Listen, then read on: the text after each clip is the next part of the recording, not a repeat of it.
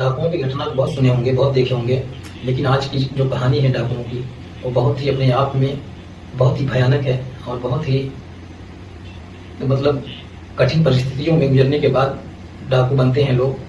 लेकिन यही चर्चा करेंगे कि डाकू शौक से बनते हैं या फिर कोई मजबूरी होती है। डाकुओं की कहानी तो बहुत पुराने से चली आ रही है, बहुत लोगों ने पिक्चर भी देखा होगा, बहुत लोगों ने नाटक भी देखा होगा, लेकिन आज की जो कहानी है डाकुओं की वो सबसे अलग है। दरअसल होता क्या है कि एक लड़का होता है जो उसकी ही बहन को उसी के गांव में कोई छेड़खानी करता है और छेड़खानी करने के बाद वो थाने जाता है और थाने में जाने के बाद उसकी सुनवाई नहीं होती है, तब वह लड़का मजबूरी में ही डकैत बनता है। दरअसल मजबूरी में ही तो पहले ऐसे कई कहानियां हैं जो डकैतों की हैं, उनके ऊपर कठिन से कठिन परिस्थितियों में गुजरना पड़ा, इसलिए डाकू बनकर लड़ने की क्षमता उनके पास आई और ऐसे लोगों से पुलिस वाले भी लड़ते रहे और उनका इनकाउंटर भी करते रहे। डाकुओं तो बहुत से डाकू होंगे, लेकिन आज के जो डाकू की कहानी है, इस डाकू ने ऐसा काम किया था जो कि लाइव इनकाउंटर इसका हुआ था, जो कि पूरा देश देख रहा था कि किस तरह से अकेले 400 पुलिस वालों के साथ में लड़ रहा था, वो भी 3 दिन तक न खाए न पिए, फिर भी कितनी बड़ी क्षमता उसके अंदर थी। आज की कहानी के माध्यम से उसी डकैत पर चर्चा करेंगे। वीडियो को पूरा देखते रहें और कहानी बड़ी ही दर्दनाक, बड़ी ही भयानक है। ये बात 12 मार्च 2009 की है, देर रात की बात कर रहा हूँ। मध्य प्रदेश का एक जिला है सतना, और सतना का लगभग 65 किलोमीटर दूर एक गांव लगता है बिछिया। दरअसल बिछिया गांव में एक व्यक्ति जिसका नाम बेटा सिंह होता है, बेटा सिंह अपना घर के बाहर खड़ा हुआ था और अंधेरा हो चुका था।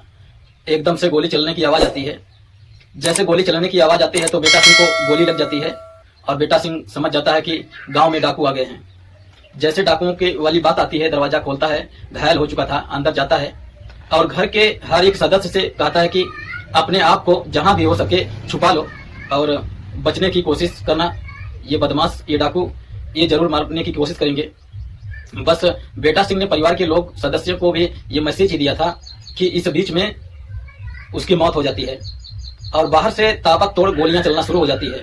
लगभग आधे घंटे तक, यानी कि 30 मिनट तक एक के बाद एक लगातार गोली चल रही थी।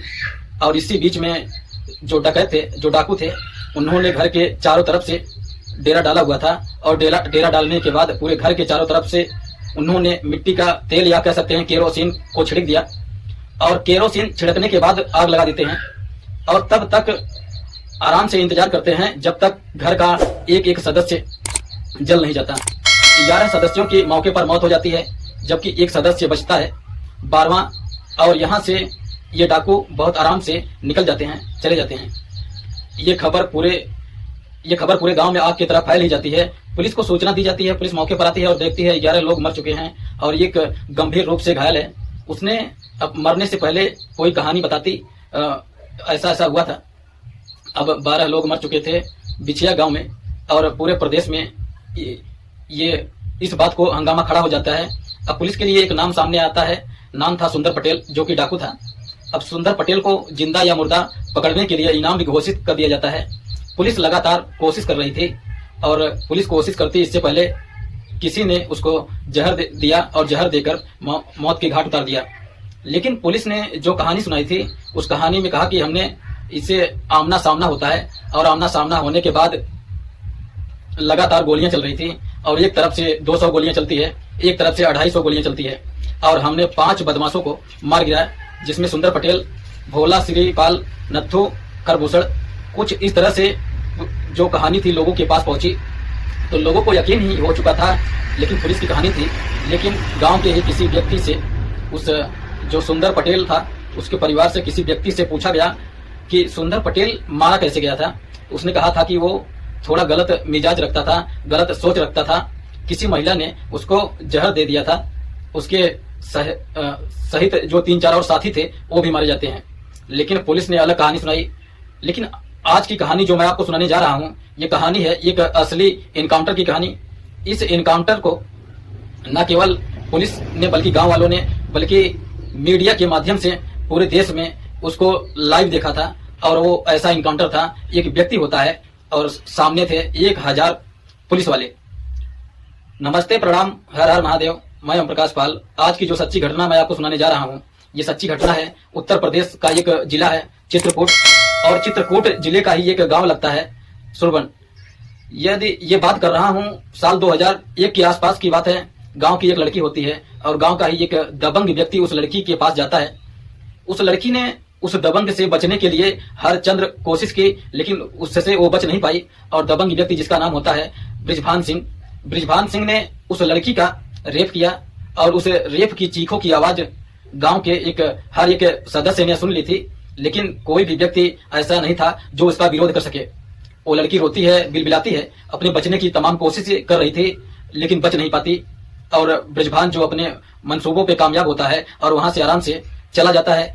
शाम होती है, शाम को उसका भाई जिसका नाम होता है ननकू उर्फ घनश्याम केवट, जब वो आता है तो बहन भैया को पूरी कहानी बताती है कि भैया आज ऐसे ऐसे हुआ है, और बहन का रो रो कर बुरा हाल था। भैया कहता है कि परेशान होने की जरूरत नहीं है, तुम चिंता मत करो। और वो सीधा वहां से राजापुर जाता है। राजापुर यानी कि थाना होता है। थाने में जाकर पुलिस को पूरी कहानी बताता है, लेकिन पुलिस उसकी कहानी सुनने के बाद बजाय उसकी मदद करने के बजाय उसके टरका देती है और पुलिस हंसने लगती है। लेकिन उसने हार नहीं मानी। वो लगातार 1 महीने तक चक्कर काटते रहा, और चक्कर काटने के बाद पुलिस बिल्कुल भी नहीं पसीजी, और पुलिस ने उस दबंगी के खिलाफ कोई कार्रवाई नहीं की। वो थक जाता है, हार जाता है, और जब थक जाता है तो किसी ने उसको सलाह दिया कि तुम्हारे ही बिरादर का, तुम्हारे ही जात का एक डकैत है, तुम उससे अपनी समस्या का समाधान के लिए क्यों नहीं चले जाते उसके पास। उसकी जात का एक डाकू था जिसका नाम होता है शंकर केवट। उसका नाम उन दिनों सुर्खियों में चल रहा था। उसके पास जाता है और जाकर सरदार को पूरी कहानी बताता है कि सरदार, मेरी बहन के साथ इस तरह से बलात्कार किया गया है, और मैंने उसका विरोध करने की कोशिश की तो मुझे मारा पीटा। पुलिस से मदद मांगी, लेकिन पुलिस ने कोई मदद नहीं की। आखिरकार किया जाए तो क्या किया जाए। उन्होंने कहा कि ठीक है बेटा, कोई बात नहीं है, तुम परेशान मत हो और हमारे साथ रहो, देखते हैं कि आखिरकार होता क्या है। 17 जुलाई 2003 की ये बात है। शंकर केवट जो कि डकैत था, वो एक राजापुर में एक गांव में जाता है, और गांव में जाने के बाद जब जाता है तो साथ में इस लड़के को भी लेकर जाता है जिसका नाम ननकू उर्फ घनश्याम केवट होता है। ले जाने के बाद वहां 2 मासूम बच्चों की हत्या करते हैं, और उनके साथ साथ और भी 4 लोग थे। कुल मिलाकर 6 हत्याएं करने के बाद वहां से चले जाते हैं और अपने काम में लग जाते हैं। कुछ वक्त धीरे धीरे आगे बढ़ रहा था, और इस लड़के के मन में जो एक नफरत पल रही थी अपने बहन के प्रति, जो उसकी बहन का बलात्कार किया गया था, तो वो बार बार सरदार से कहता कि सरदार, मुझे क्या करना चाहिए, क्या नहीं करना चाहिए। उन्होंने कहा कि ठीक है, वक्त आएगा तो बताएंगे। कुल मिलाकर वो वक्त आता है 8 दिसंबर 2003, और 8 दिसंबर 2003 को जो उसका सरदार होता है कहता है कि जाओ घनश्याम, तुम जाकर अपने बहन की इज्जत का बदला ले सकते हो, मेरी तरफ से तुम्हें पूरी छूट है। उसके लिए कुछ टीम सदस्य भेजे जाते हैं। वो गांव जाता है, और गांव जाने के बाद उस दबंग व्यक्ति के पास जाता है। वो कहता है कि तुम जितना दूर तक भाग सकते हो भाग जाओ, और तुम जितनी जोर जोर से चिल्ला सकते हो चिल्लाओ, या किसी से अपील कर सकते हो तो बचने की अपील करो, मुझे इससे कोई ऐतराज नहीं है। मैं तुम्हें मारने के लिए आया हूँ, तुम बचने के लिए जितना भी कोशिश कर सकते हो। जिस तरह से घनश्याम ने उसको चैलेंज दिया, उसके बाद वो भागने लगता है इधर से उधर, ठीक वैसे ही जैसे उसकी बहन चीख रही थी, चिल्ला रही थी, और बचने के लिए लगातार गुहार लगा रही थी। ठीक घनश्याम केवट ने अपने बहन के लिए इज्जत का बदला लेने के लिए कुछ इस तरह से लिया। गांव के हर एक व्यक्ति को यह संदेश दिया कि अगर किसी की बहन बेटी पर किसी ने हाथ डालने की कोशिश की तो उसका भी कुछ इसी तरह हाल होगा जिस तरह से ब्रिजभान सिंह का अंजाम हुआ है। अब इतना करने के बाद, उसकी हत्या करने के बाद वो वहां से आराम से चला जाता है। उस गांव में नहीं बल्कि आसपास के जितना भी इलाका था वहां तक पर यह खबर फैल जाती है कि घनश्याम ने अपनी बहन का जो इज्जत लूटी गई थी उसका बदला ले लिया है। अब वो एक ऐसे रास्ते पर चल पड़ता है जिस रास्ते से जाने के बाद उस रास्ते से वापस लौटकर आना वाकई बहुत मुश्किल काम है। उसने अपनी बहन की इज्जत का बदला तो ले लिया था, लेकिन वो पूरी तरह से डकैत बन चुका था। लेकिन वो इतना बड़ा लेवल का डकैत नहीं बना था, वो छोटा मोटा ही डकैत था, छोटी मोटी वारदातों को अंजाम दे रहा था। और उसने पहली घटना में इस तरह शामिल हुआ था, और पुलिस रिकॉर्ड अगर कहता है कि शामिल हुआ था, लेकिन उसने हत्या वगैरह नहीं की थी। पहली हत्या उसने अपनी बहन की इज्जत का बदला लिया था।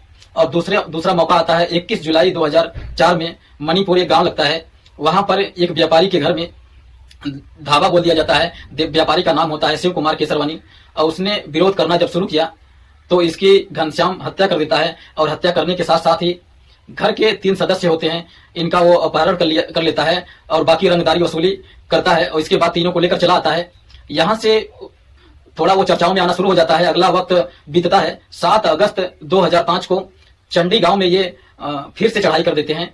यहाँ पर लवी सिंह उर्फ पप्पू की हत्या कर दी जाती है और लगातार पुलिस के लिस्ट में इसका नाम जब शामिल होता है तो घनश्याम अब धीरे धीरे चढ़ रहा था, चर्चाओं में आ रहा था। इसी बीच में खबर फैलता है कि साल 2005 में जो शंकर केवट होता है, जो सरदार होता है, वो डाकू होता है, उसकी अचानक ही मौत हो जाती है।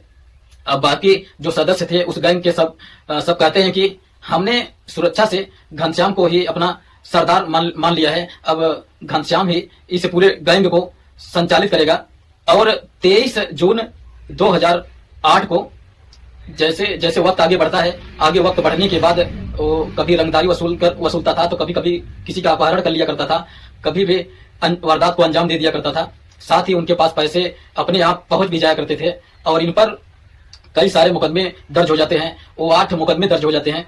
23 जून 2008 को एक बार पुलिस वालों ने घेर लेते हैं और पुलिस वाले जब घेर लेते हैं तो पुलिस वाले इन पर गोलियां चलाते हैं और ये पुलिस वाले पर गोली चलाते हैं। ये डाकू तो भाग जाते हैं लेकिन 2 पुलिस वाले वहां मौके पर मारे जाते हैं। अब पुलिस के लिए अब इनका सर दर्द बन चुका था और इस पर 10,000 रुपए का इनाम घोषित कर दिया जाता है। और जैसे 10,000 रुपए का इनाम घोषित किया जाता है तो तुरंत बाद 50,000 रुपए का इनाम घोषित भी कर दिया जाता है। पुलिस की कोशिश थी जितनी जल्दी हो सके इसको गिरफ्तार किया जाए।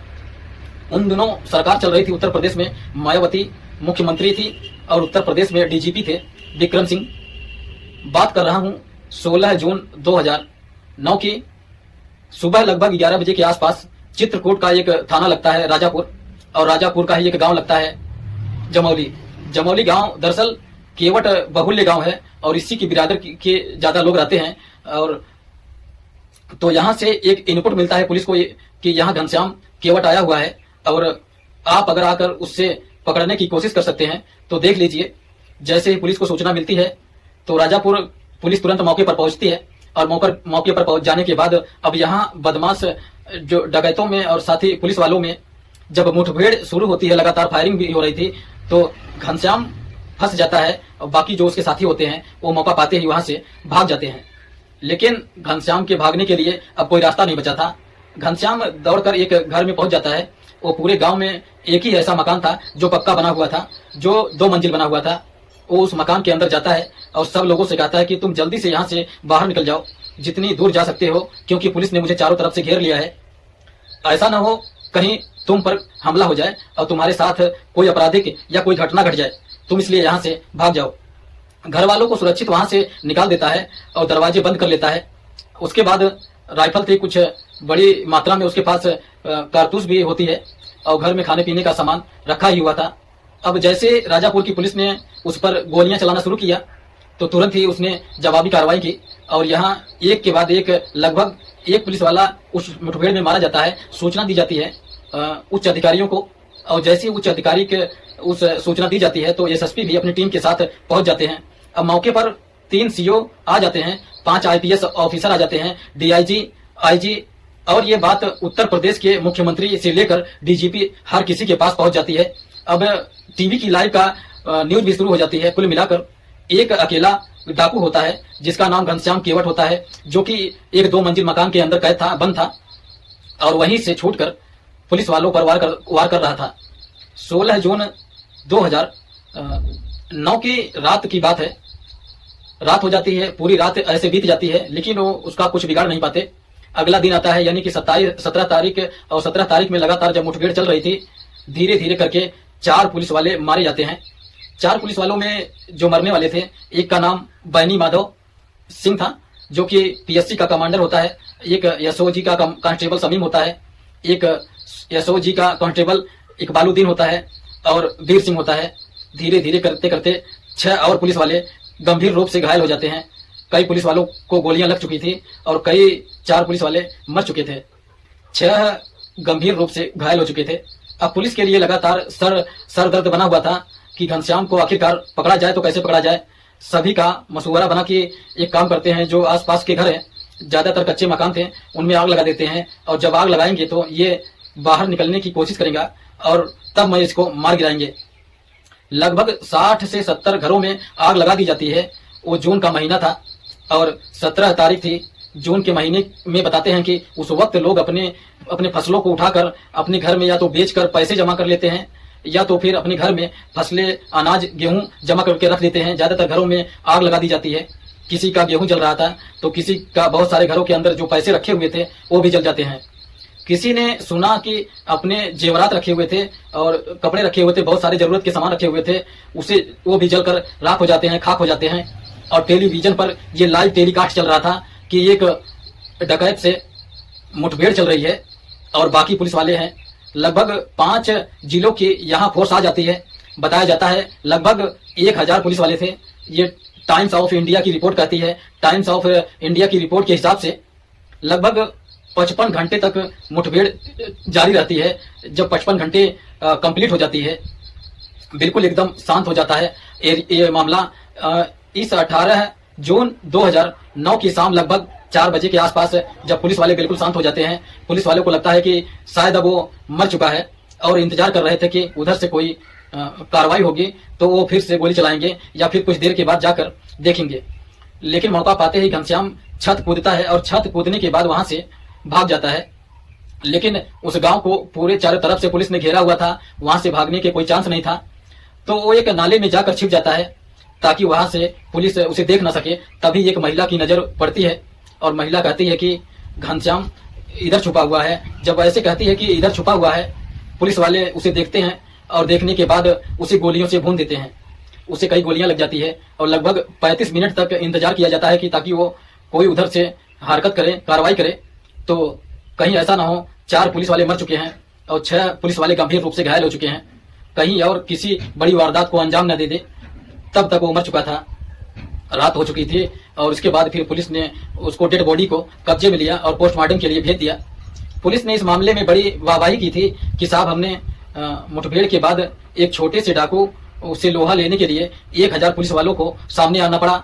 और बताया जाता है कि इस जो मुठभेड़ चल रही थी, लगभग पुलिस की तरफ से 10,000 राउंड गोलियां चलाई गई थी, तब जाकर वो डकैत मारा गया था। यह असल में असली मुठभेड़ की घटना थी। यदि हम मुठभेड़े की बात करें तो ज्यादातर मुठभेड़ के बारे में ये कहा जाता है, पुलिस के ही लोग, पुलिस के सूत्र के लोग दावा करते हैं 99% मुठभेड़ फर्जी होते हैं। और किसी भी व्यक्ति को जो बदमाश होता है उसको पहले पकड़ा जाता है और पकड़ने के बाद उसे कहा जाता है, जैसे फिल्मों में दिखाते हैं कि तुम भाग, यदि नहीं भागने की कोशिश नहीं करता है तो उसको वहीं ढेर कर दिया जाता है। एक ऐसा ये इनकाउंटर है पूरे हिंदुस्तान के अंदर, पूरे भारत के अंदर, जो सबसे बड़ा मशहूर हो गया था, क्योंकि एक डकैत को मारने के लिए लगभग 1000 पुलिस वालों को 10,000 से भी ज्यादा राउंड गोलियां चलानी पड़ी। दोस्तों, इस पूरे घटनाक्रम को सुनाने का उद्देश्य है किसी को परेशान करना नहीं है, किसी का दिल दुखाना नहीं है, बल्कि आपको जागरूक करना है, आपको सचेत करना है। और जहां भी रहें आप सुरक्षित रहें, अपना ख्याल रखें। जय हिंद, जय भारत।